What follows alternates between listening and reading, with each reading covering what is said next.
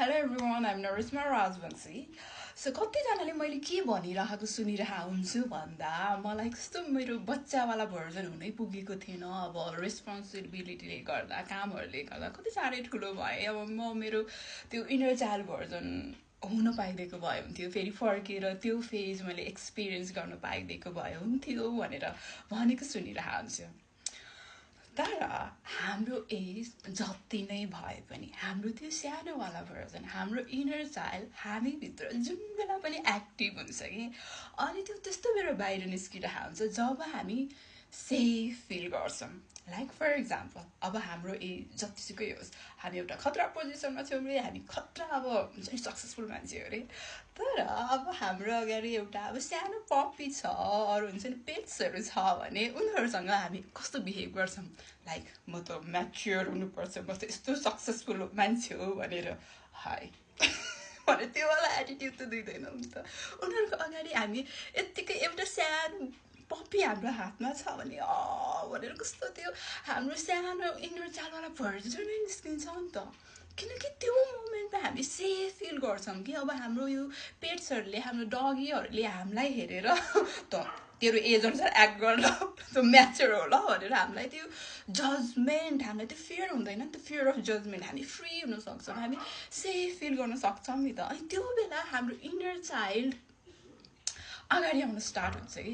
like for example अब तपाईँहरू रिलेसनसिपमा हुनुहुन्छ अनि तपाईँ आफ्नो पार्टनरसँग कस्तो मजाले सेफ फिल गर्नुहुन्छ भने अब तपाईँ दिनभरि अफिस जानुहुन्छ र आफ्नो काममा जानुहुन्छ त्यो बेला हो तपाईँ आफ्नो त्यो म्याच्योर साइड देखाउनुहुन्छ बाहिर अब जसरी काम गर्ने हो आउनुहुन्छ त्यहाँ स्ट्रङ इन्डिपेन्डेन्ट वुमन भएर तर घरमा आफ्नो पार्टनरसँग बस्दाखेरि त ओके मेरो एज यो हो ल भनेर we don't have to perform नि त उनीहरूको अगाडि हाम्रो अब विकेन्ड हाम्रो बडी नै कस्तो मजाले रिल्याक्स हुन्छ अब हामी अरूको अगाडि जानु एउटा हामी सेफ स्पेसमा छौँ म मेरो पार्टनरको अगाडि म जे हो त्यही हुनसक्छ त्यसपछि अब हाम्रो इनर चाइल्ड निस्कन स्टार्ट गर्छ अनि सो या इफ तपाईँहरूलाई पनि लाग्छ मलाई फर्केर अझै नै मेरो चाइल्ड लाइक भर्जन हुन मन छ भने त्यो तपाईँले यो लाइफमै गर्न सक्नुहुन्छ अब त्यो भन्दैमा अब तपाईँहरू अफिसहरूमा जाँदाखेरि हुन्छ नि आफ्नो इनर चाइल्ड निकाल्नुपर्छ भन्ने पनि छैन एउटा सर्टेन टाइम निकाल्ने फर म र मेरो पार्टनर के गरेर हाल्छौँ भन्दा अब एभ्री टाइम मुभीहरू जाँदाखेरि हामीले हाम्रो इनर चाइल्डलाई नै डेडिकेट गरेर अब त्यहाँ खेल्ने ठाउँ हुन्छ नि त त्यसपछि अब त्यहाँ के मन लाग्छ आफ्नो त्यो इनर चाइल्डलाई त्यहाँ बास्केटबल खेल्यो हुन्छ यसरी बल पुतुर पुतुर फाल्यो अब कसैले हेरिरहेको छ भने इट्स पर्फेक्टली हो कि जब हामी त्यो जजमेन्टबाट निस्किन्छौँ नि अरूले के सोच्ला त्यसपछि बल्ल हामी फ्री भएर बाँच्न सक्छौँ कि लाइक अरूले भनेर हामीले भन्न दिनुहोस् न हामी इन्जोय गर्न आएको हाम्रो लाइफ हो हामीले अब चुज गरेर आएको यो टाइम फ्रेम हाम्रो इनर चाइल्डको लागि हो भनेर हामी चाहिँ अब म र मेरो पार्टनर त्यही गरेर हाल्छौँ जान्छौँ मुभी हेर्ने टाइम नभएसम्म अरू मुभी सकिसकेपछि एकछिन तल खेल्ने ठाउँमा गएर अब के खेल्न मन लाग्छ बास्केटबल यत्तिकै फालेर कस्तो त्यो छिरिरहेको पनि हुन्छ भित्रको इनर चाइल्ड कस्तो मजाले खुसी हुन्छ अनि त अब के खेल्दाखेरि त्यहाँ खुसी फिल हुन्छ आफ्नो इनर चाइल्डलाई भनेर हाम्रो एज सर्टेन भइसकेपछि हामी यहाँ ठुलो भइसके पनि यस त्यो म्याच्योरिटी एउटा सर्टेन ठाउँमा देखाउने हो नि त जुन बेला पनि म्याच्योर हुनुपर्छ भने त्यो पर्फर्मेन्स बेस्ड लाइफ हामीले स्पेन्ड गऱ्यौँ भने हामी रोबोट जस्तै फिल हुँदै जान्छ कि त्यो लाइफ हुन्छ नि यस अफिसमा चाहिन्छ एउटा त्यस्तो खालको डेडिकेसन एउटा त्यस्तो खालको वर्क इन्भाइरोमेन्टमा अब हामी हाम्रो इनर चाइल्ड निकाल्नु मिल्दैन त्यो ठाउँमा हाम्रो म्याच्योर भर्जन चाहिन्छ तर नचाहिने ठाउँमा जस्तै हाम्रो फ्यामिलीको अगाडि त ओके आई एम नरिस्मा राजवंशी भनेर राख्नु पर्दैन मामुको अगाडि बोलिरहेको छु सो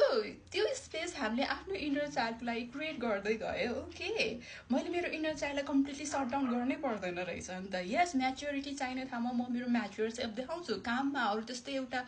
इन्भाइरोमेन्टमा मेरो यहाँ म्याच्योर साइडै देखिन्छ तर नर्मली जब म आफ्नो क्लोज साथीहरूसँग हुन्छु जो मान्छेसँग म सेफ फिल गर्छु उनीहरूको अगाडि त I can be myself त्यो पर्फर्मेन्स हुन्छ नि हामीले गरिरहेको हुन्छ नि त अरू मान्छेहरूको अगाडि हामीले पर्फर्म गर्नु परिरहेको हुन्छ कि ओके यो हो ल म भनेर तर आफ्नो मान्छेसँग आफ्नो माया गर्ने मान्छेसँग आफ्नो पार्टनरसँग वी क्यान हुन्छ नि लेट द्याट गार्ड डाउन एकछिनको लागि ओके दिस इज मी भनेर बिस्तारै अब हाम्रो पार्टनरसँग हामी त्यस्तो कस्तो म्याच्योरमा बोल्दैनौँ कस्तो माया गरेर गरेर बोल्न मिल्छ अनि त त्यो वेमा इट्स रियली इम्पोर्टेन्ट कि यही लाइफ टाइममा हाम्रो एज जति भए पनि हाम्रो इनर चाइल्डलाई पनि हामीले सँगसँगै लग्न सक्यौँ भने हामी त्यो यसलाई फिल नै गर्दैनौँ कि सो या त्यो रिग्रेट गर्नुभन्दा म मेरो पास्टमा मेरो मेरो इनर चाइल्ड हुन्छ नि म बच्चा हुन पुगेको छैन भनेर त्यसरी एउटा गिल्ट रिग्रेट क्यारी गर्नुभन्दा पनि आई एम स्टिल अलाइभ मेरो इनर चाइल्ड म भित्रै छ अब उसलाई हेल्दी वेमा म कसरी निकाल्न सक्छु एकछिन अब हुन्छ नि हामी खेल्ने ठाउँमा गएर अब हामी गइरहन्छौँ रोटी पिङ खेल्न त्यही बेला एकछिन करायो कस्तो मजा आउँछ नि त लाइक त्यो ब्यालेन्स हुन्छ कि हाम्रो एउटा म्याच्योर सेल्फ प्लस हाम्रो त्यो इनर चाइल्ड किनकि हाम्रो इनर चाइल्ड ह्याप्पी छैन भने हामीलाई कस्तो लाइफमा एलाइभ फिल नै हुँदैन कि भित्रबाट त्यो खुसी फिल नै हुँदैन कि जब हामी ब्यालेन्समा ल्याइरहेको हुन्छ हाम्रो भित्रको त्यो बच्चावाला पार्ट पनि ह्याप्पी छ भने या कस्तो लाइफ पनि त्यही अनुसार ब्यालेन्स हुँदै जान्छ सो मेरो एज यति भयो अरूले के सोच्ला भनेर त्यो सोच्ने नै होइन कि त्यो अरूले के सोच्ला भनेर लाइफ बिताउनु थाल्यो भने हामी खुसी कहिले पनि हुँदैन अरूले जेसुकै सोच्नुहोस् म खुसी फिल गरिरहेको छु भने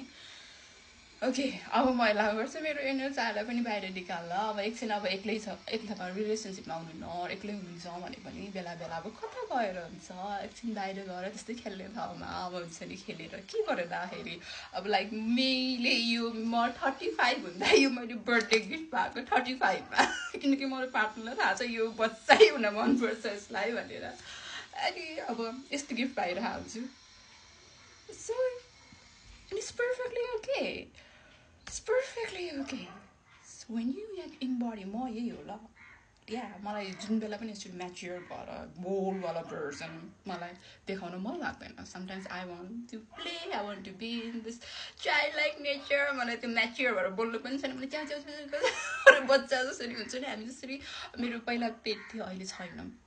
डगी थियो स्पार्क उसँग खेल्दाखेरि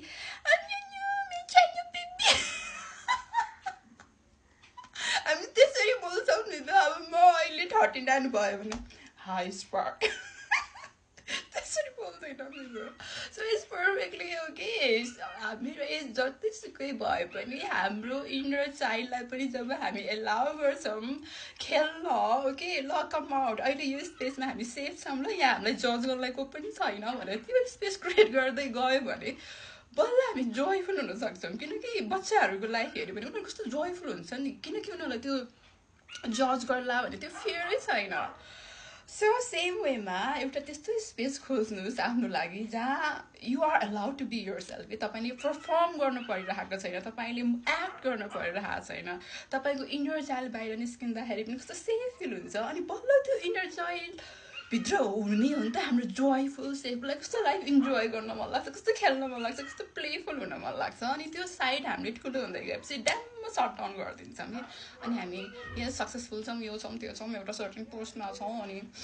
भित्र कनेक्ट हुनु खोज्यो भने एउटा त्यो जोयफुल नेचरले हामीले मिस गरिसकेको हुन्छौँ कि सो त्यस्तो गर्नु पर्दैन तपाईँले जति एजमा पुगिसकेपछि पनि आफ्नो त्यो इनर चाइल्डलाई पनि सँगसँगै लिएर आएर उसलाई पनि बेला बेला बाहिर निस्किने चान्स दिनुभयो भने तपाईँ चाहिँ जोयफुल झन् यस्तो लाइफ फिल गर्दै जानुहुन्छ